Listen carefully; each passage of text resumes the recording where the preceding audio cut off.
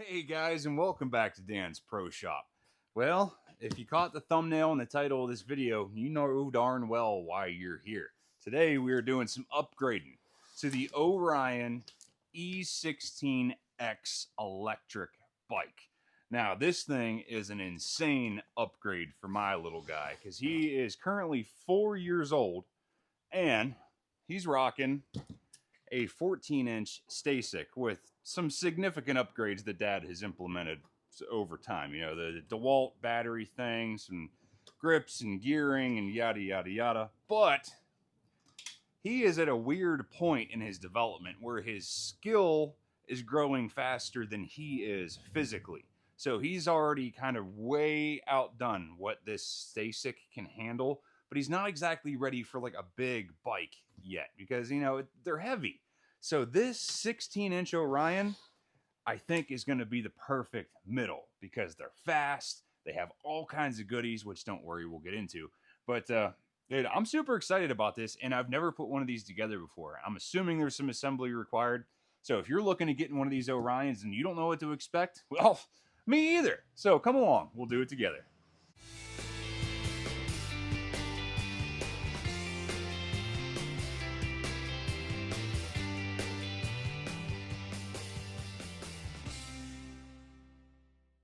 Allow me just a moment to unbox this thing because they do a heck of a job on it. So, I know, movie magic, fast forward this in post and we'll see what it's like when it's out.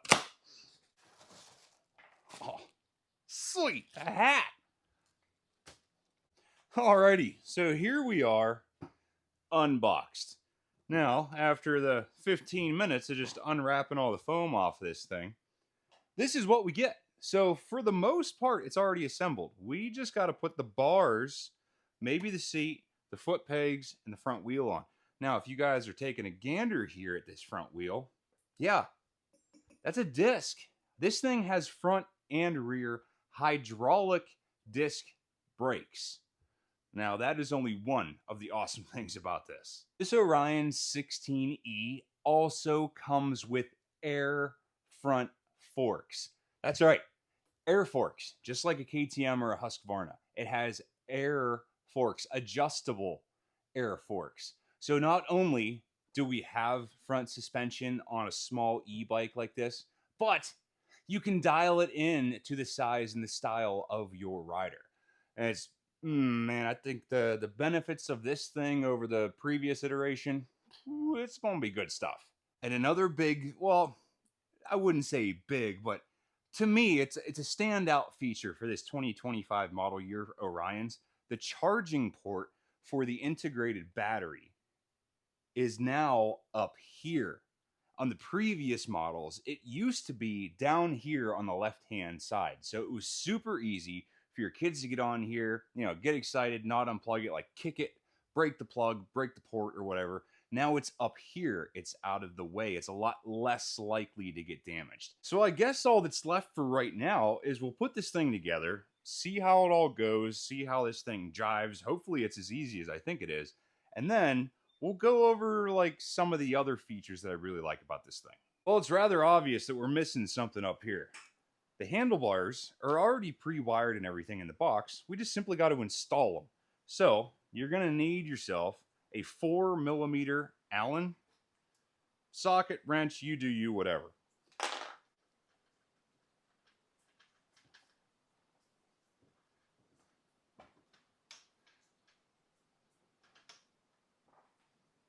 And we'll take the top clamp off to install the bars.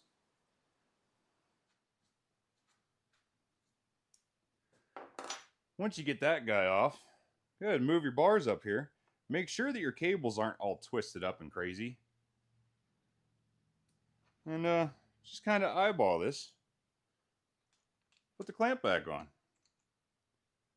Now, I suggest leaving all this stuff loose. Well, at least like snug it down, don't crank it. Until you get your little rider on this thing, then you can kind of size everything up.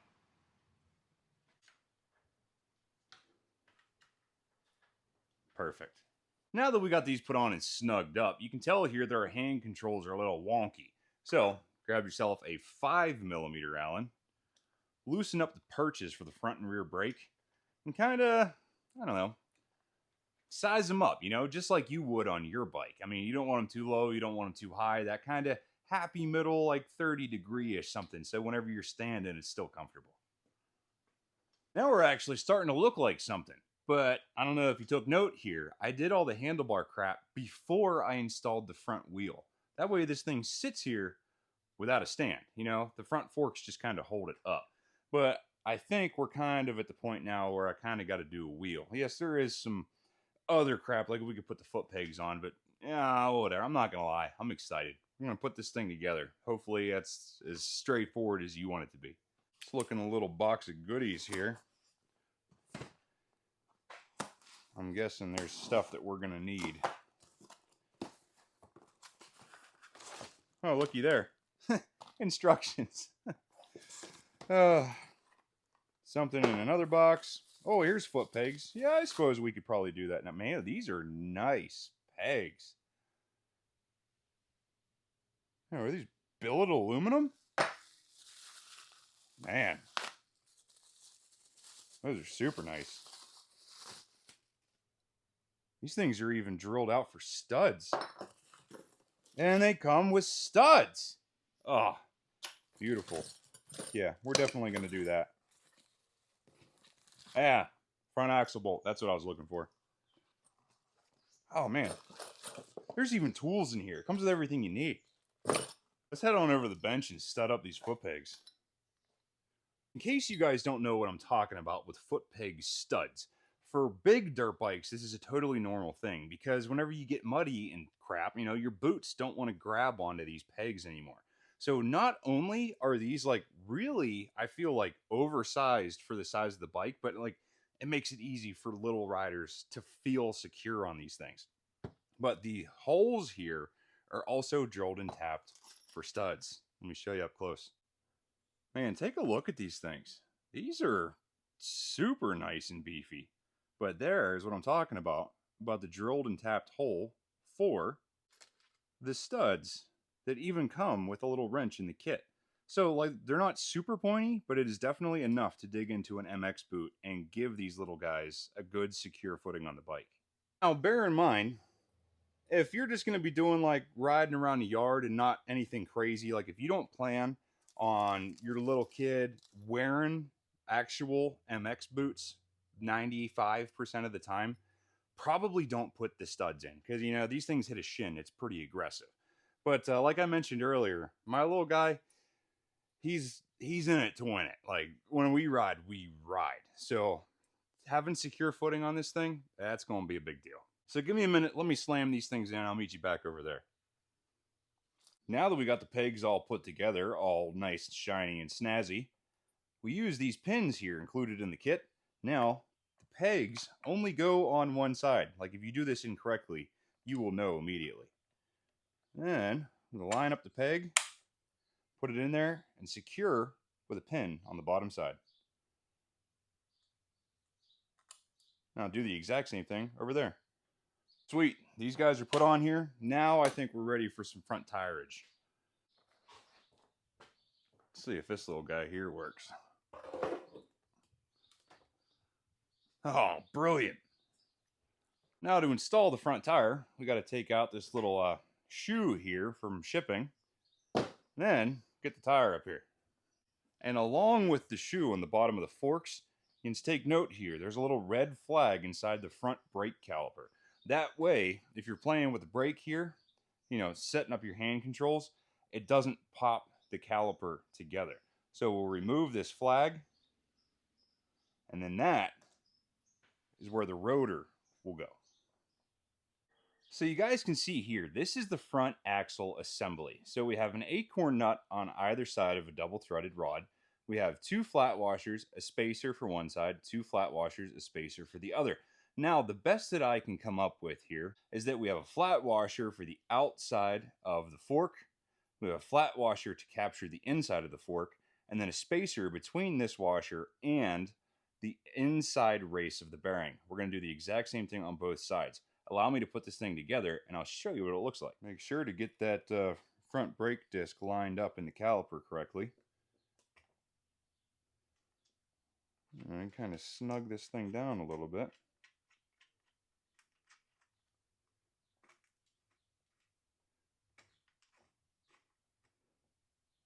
That's just by hand right there. Whoa. Boy, man, those brakes bite. So the front axle assembly on both sides, what you see here is an exact replica of the other side. We have the outside acorn nut with a flat washer. On the inside of the fork here, we have the second flat washer and then the spacer. This spacer is just smaller than the internal race of the wheel bearing here, so it presses up right against the metal part. Now, if you were to transpose these two, would it change the spacing? No, it absolutely would not. But then the spacer would be up against the small slit in the bottom of the fork tube here, and you get a lot more surface area if you're clamping between these two flat washers. So I feel like this is the best orientation. And you can tell here, we have the exact same thing on the rotor side. For the front axle nut, this is 16 millimeter. Go ahead and hold one side, crank down on the other. Maybe switch this back and forth a little bit. Because this front axle has a nut on both sides, I want to make sure that they kind of both tighten down equally. Now, you're never going to get it perfect, but you just want to make sure that the axle doesn't bottom out into one acorn nut and not the other. Now, a lot of you may be asking, hey, Dan, does this front axle have a torque spec? I'm sure it probably does. But, once you've tightened down enough wheels, you kind of just learn. You don't crank it. You don't want to kill it. You don't want to compress those front wheel bearings. So once you have your front wheel tightened down and centered as best you can, there is a cool little thing that I found here. So if the caliper isn't exactly centered on the rotor and like it's scrubbing one side more than the other, like it's never going to be perfect. You're always going to kind of have that ting ting until everything like wears in and meshes with it together. You know what I mean? But you can slide this front brake caliper in and out just a little bit through the slop and the mounting hardware here. So you can kind of adjust. Let me show you. So in the event you need to move the front brake caliper to be centered around the front brake disc, loosen these two 5mm socket head cap screws, and then you can move this left to right, in and out, wiggle it top bottom, whatever you need to do to make this work. So when the front axle is tightened down securely, the front wheel moves freely. Now, some other cool stuff about this thing is that it's like just kind of ready to go for even more than what you want. So right now we're just kind of like bare bones. I mean, dare I say bare bones with hydraulic brakes and air forks, but this thing actually comes with a headlight and a tail light. Like it depends on your application, what you're doing for this thing. If you're just doing like a pump track on asphalt during the day, or like if you're doing motos in the desert or whatever you get into, you build it to suit for you. And that being said, these tires are a little more BMX suited. I mean, they have some tread on it, but for the stuff that we get into here in Western Pennsylvania, I need something with a little more aggressive bite on this. So, I mean, yes, these are fine. This will be enough for him to get used to this thing and the weight and the feel and the speed and bloody, bloody, blah. But I'm definitely going to be searching around for some more aggressive tires for this thing. I promise you. But yeah, I don't know. Just for giggles, I'm going to put the lights on here. Like, why not? They're in the box. They come with it. For the tail light, this couldn't be any easier if you wanted it to be. So we have the tail light in the kit with the factory harness connector supplied. We also have this fancy little bracket and some hardware. So this bracket goes up under these two hex head cap screws here on the swing arm. The light mounts right onto this with the supplied hardware, and the light plugs into the pigtail here on the harness on the swing arm. So this is extremely straightforward. Go on and slide the bracket up over the wire. This hole right here is where this screw goes through. Fasten this all together. Once you have your light assembled, set that off to the side for now. Remove these two, 4mm hex head cap screws from the swing arm, along with the fender washers below them. We're going to install the taillight bracket underneath this hardware. Pop the screw in the bracket there. Start putting it back together.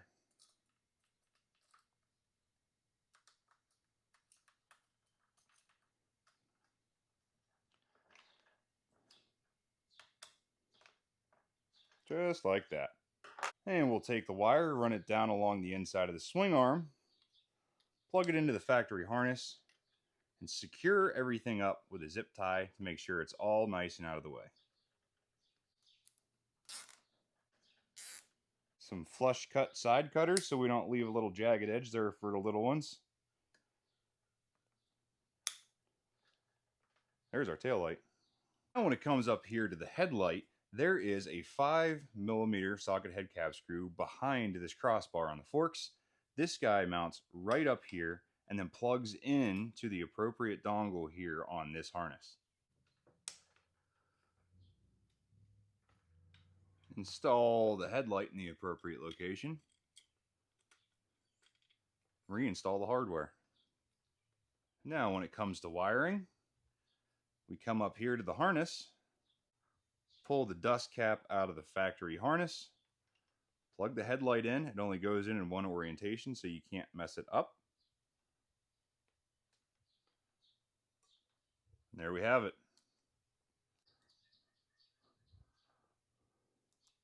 Now that we've gone through all the labor-intensive, painstaking process to get to this point, let's do a little function test here. So up on the gauge cluster, and like I mentioned, I'm a total novice to this thing. I've never really played with one of these things before. Do a long press on the power button up here on the dashboard, gauge cluster, control panel, whatever you want to call it. That turns everything on. And then up here on the handlebars, we have a light and a horn button. So lights, front and rear, nice bright LEDs, and then horn. Right. The horn is integrated into the front headlight. So evidently, if you want horn, you have to have the lights on. Now, it works without the headlights on. But I could see that becoming a heck of a nuisance really quick with youngins. So take that for what you will. But I don't know, do you want to hear that all day? It's nice having lights, but I might figure out how to make go away. Now, while we're up here at the front end, I know I've touched on these air forks, but I really want you to see what's going on here. This really is like how the big bikes use air forks. On the left-hand side here, we have a fork cap with air, and underneath, there is a Schrader valve, just like filling your tire. Now, you set this to your rider weight and comfort and skill level and blah, blah, blah. I'm sure that there is a gauge or a manual or something, some kind of settings like weight is X amount of PSI. Now, on this side, we have a nice anodized billet aluminum cap for setting the preload on the fluid side of the fork. This is, I'm telling you, I'm pretty pumped about this. You're really going to be able to dial this thing in. And take a look here at this rubber O-ring. Now, is this a mistake? Was this O-ring left on here? No, absolutely not. This is meant for measuring your preload or your sag or your suspension travel, like how you actually dial in a real moto bike. So you guys can see here, there's some markings on the upper fork tube. You know, it gives you percentage. So here we have 10%, 20%, 30%. What you do is you set up your forks to where you want them, or at least where you think you want them. Put this O-ring down all the way against the top oil seal. And as you ride and the suspension travel moves up and down, this O-ring will go up, go up, go up. And the maximum stroke of your lower fork tube will determine the location of this O-ring. And this kind of acts as a tattletale. So you can get off your bike and check this. So like if you're only moving this much, you're not using all of your suspension travel. You're cheating yourself. If you're moving all the way up here, you're burying the forks and you're not getting the function out of the forks that you're supposed to. So you want to be somewhere in a happy range, but this O-ring allows you to monitor and set that up. This is freaking awesome for this kind of bike. Now, like I've mentioned a couple times, you may be catching a theme here. I have not looked at the book for this thing, and I am a novice to it. So, in order to better educate you and myself, I don't really know how to operate this thing, like going through the modes and race mode. What I know is that there are 3 like regular modes that give you like X to X mile an hour, X to X mile an hour, X to X mile an hour. And then there is race mode that caps out at like 28 or 30 miles an hour, like specifically for competition use. Now, naturally, that is based on the rider's experience, but I'm pretty sure that that's going to be the mode we're rocking in all the time. So the book that came with it, you know, that one that I flung out of the box, there's a QR code on that thing that takes you to the user and operator manual. So I got to put my pride aside for a minute because I don't want to mess up my kid's new bike. I'm going to do a little bit of research. That way I can come back to you better informed. So I'm going to look at this thing, see how to navigate it, and see if I can find a chart specifically on these forks. And we're back. So I gotta say, all in all, I'm actually kind of impressed with myself. I did rather well without reading anything. So as far as the forks are concerned, I didn't find anything explicitly from the manufacturer Orion of how you should set these up, like any preliminary settings or whatever. Like if you guys are familiar with air forks on big bikes, you know, it's kind of like you have a maximum that you shouldn't go over, but anything in between there is it's rider preference. You do you. But I did find a forum online that recommends with these things, really, you should set the PSI in your fork to roughly half of your rider's weight. So let's say you have a 50-pound rider, start with putting 25 PSI in the fork and just kind of go from there. So if you catch my drift. And the dampener over here, you know, you want more dampening, less dampening, more travel, no travel, and you can actually lock these things out. If you go all the way in the negative direction,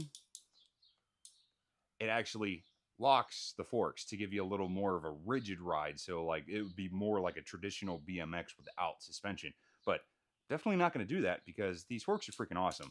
So I don't know, we're going to kind of start in the middle and go from there. This is going to be a touch and go thing, you know, once he's on it, kind of get his feedback, see what he likes, see what he doesn't like. You know, like he's been doing this enough now that he kind of knows what a bike should feel like. So we're at that point now where I can value his feedback and like it's actually good stuff to go with. Now, as far as the controller goes, let me bring you around here and show you what's up. To turn this thing on, long press on the power button, we turn on. So here you see that we are in miles per hour. Right now we are on the odometer. You have your battery gauge here on the right hand side. This one in the middle is your speedo, and the one on the left is the current gear that you're in. So right now we are in 0 gear or neutral. It doesn't do anything, and the back tire is free to roll.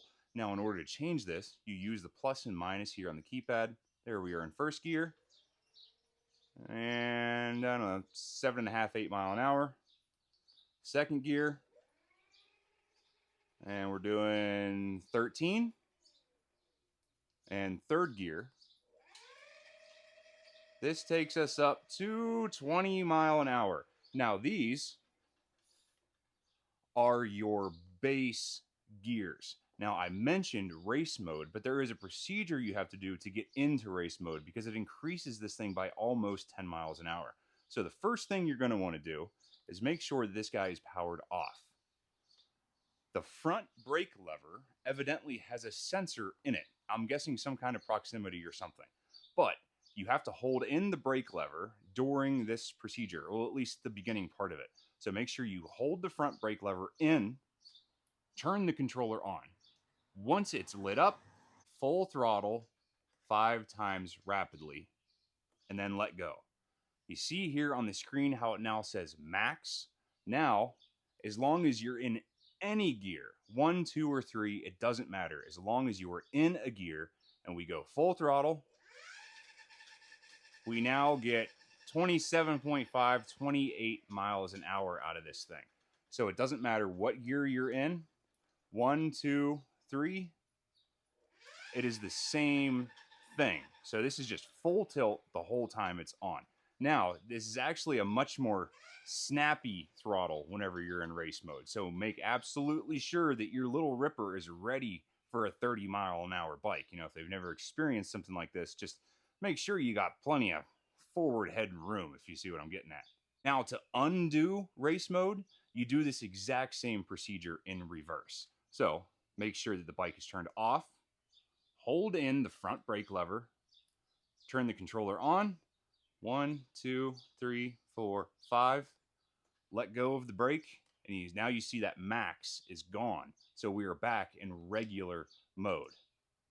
So we go to first gear, nice and slow. We're back to normal. And there are also some other settings on this thing like screen brightness and auto timer off. So if your little buddy dumps his thing in the yard and doesn't turn it off, you can set a timer to make this thing automatically turn off to save its battery life. But all that stuff's in the manual if you want to play around with it. But this race mode thing, that's the important one. So you guys may have picked something up when we were going over the display here. Whenever you pull in the brake lever, there's an exclamation point that shows up on the dashboard. I myself was wondering what that was about, but through playing, I figured it out. Let me show you what I mean. In case you missed it, this is what I was talking about. See that little light that pops up on there? Well, I originally thought that that was something wrong, like it didn't like what was happening. However, there are sensors on both levers up front. Let me show you. This guy right here and the exact same thing on the rear brake. Whenever the lever moves so far, this sensor picks up something or loses signal from something and tells the bike that the brake is being engaged. Apparently, that symbol that we're getting up on the dashboard is simply letting you know that the bike knows you're braking. Now, hey Dan, why is that important? Well, for starters, one of the cool things here, either brake, front or rear, turns on your brake light. Like, so if you have this installed, you have a brake light.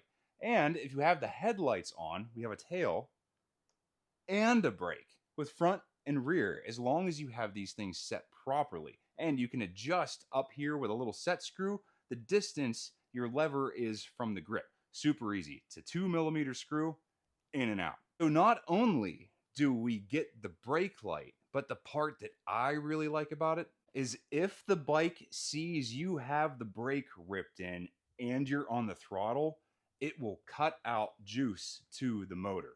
Let me show you what I mean. So right now, we are full tilt. All right, keep in mind, this is first gear, but whatever. So we're in the throttle right now, and I rip a handful of brake. It shuts the motor down so your little rider doesn't just sit there and smoke these calipers off.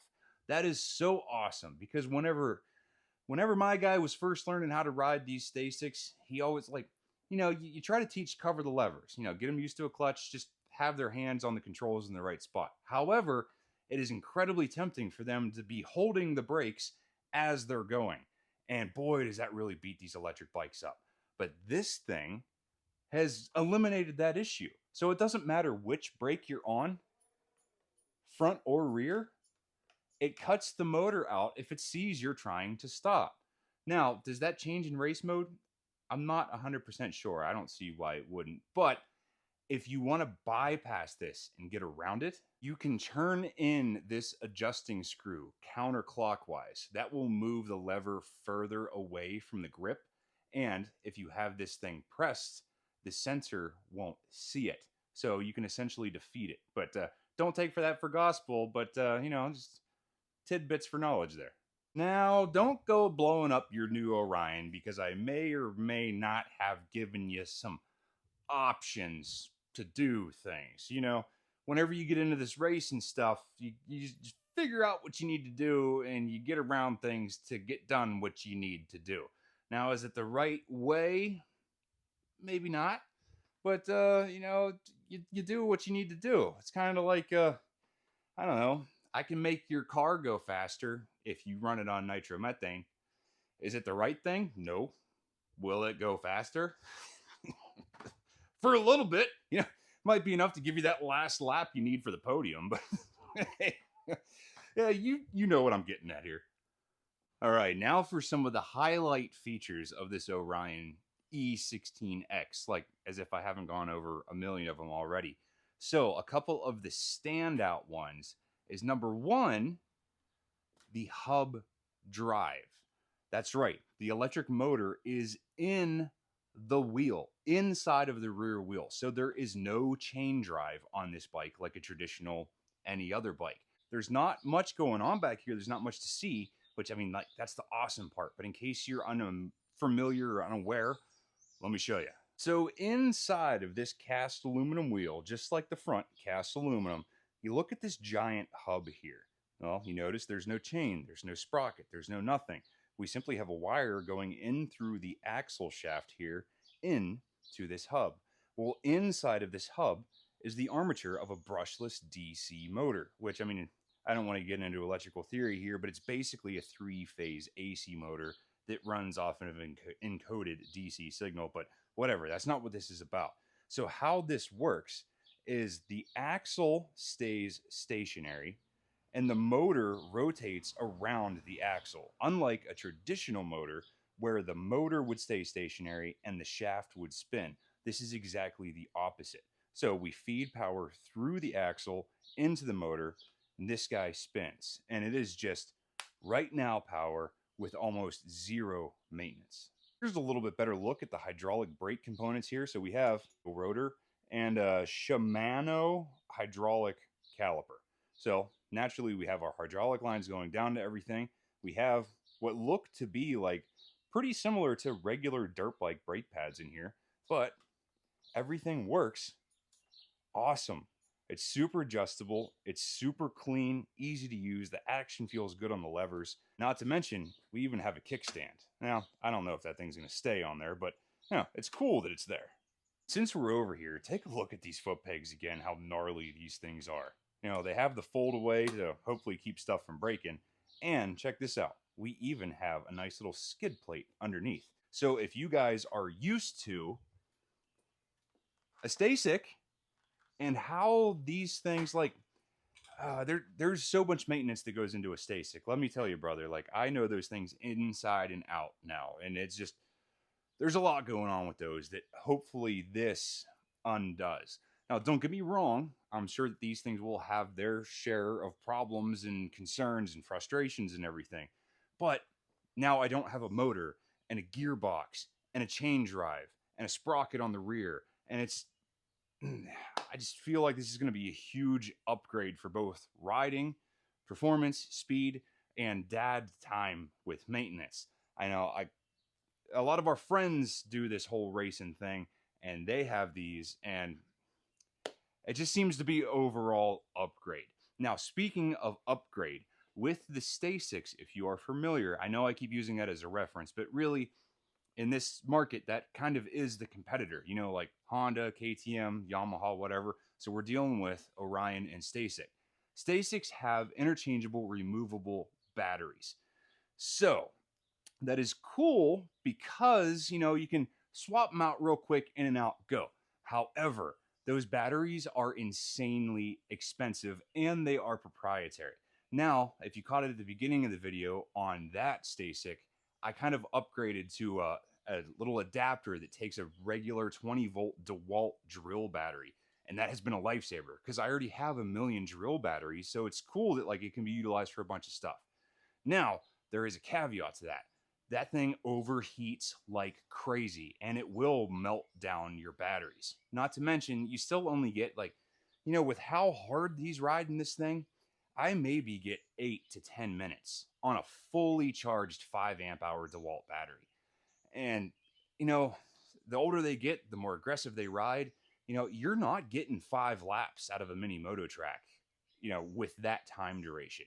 With the Orion, take a gander at how giant this down tube is here. This entire down tube is a 40-volt lithium-ion battery. And in case you were wondering about removing the battery here in the frame because you want to change it or replace it or something happens, or you simply want to have a spare for like quick changes so you don't have to wait for charging, take this skid plate off. The whole thing comes out the bottom. And from what I understand, about 5 minutes once you get the hang of it, you can yank this battery out of here, replace it, put a new one in, reinstall the skid plate, get rolling.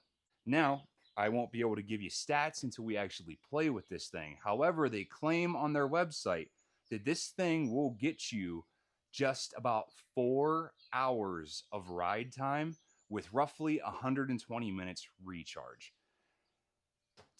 If he can go 20 plus miles an hour on this bike for 4 hours, by the end of that 4 hours, man, we're ready to pack up and go home because he's going to be whooped. He's going to be just as drained as this thing is. But, you know, like I said, I can't tell you for sure what that's going to be. But if this thing does half of what it claims, it is already way better than what we currently rock with the Stasic. Now, the burning question that I'm sure you all have, what's the price tag on this thing?